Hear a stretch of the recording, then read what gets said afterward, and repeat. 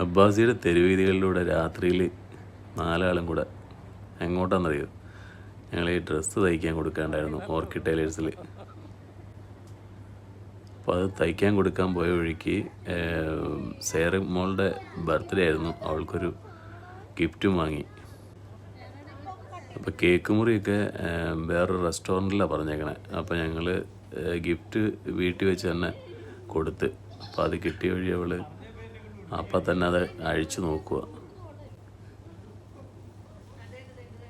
എന്തായാലും അവൾക്ക് ഇഷ്ടമുള്ളൊരു ഗിഫ്റ്റായിരുന്നു, ഒരു ടെഡിയായിരുന്നു.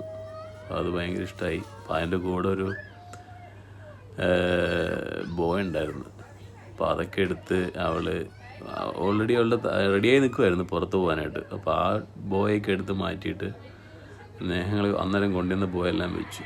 അപ്പോൾ എല്ലാവരും റെഡിയായി പോകാനായിട്ട് ഞങ്ങളൊരു 3 വണ്ടിയിൽ എല്ലാവരും കൂടെ നേരെ നമ്മുടെ റെസ്റ്റോറൻറ്റ് ലക്ഷ്യമാക്കി. റിഗേലായിരുന്നു റെസ്റ്റോറൻറ്റ്. റിഗേല പോയത്.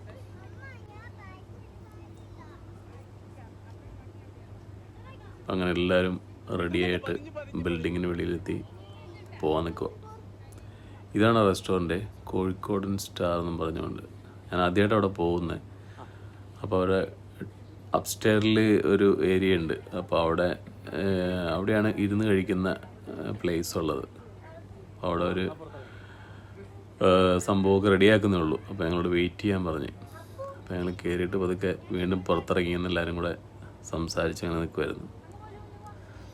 അപ്പോൾ ആ നേരത്ത് പിന്നെ ബാക്കി വരാണ്ടായിരുന്നു, ശ്യാമൊക്കെ വരാണ്ടായിരുന്നു. അപ്പോൾ അവരൊക്കെ അത് കഴിഞ്ഞപ്പോഴത്തേക്കുമാണ് വന്നത്. അപ്പോൾ അങ്ങനെ ഫുൾ ടീം എത്തി.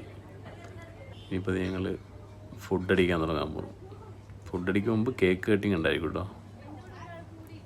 അടുത്ത വീഡിയോയിൽ കാണിക്കാം.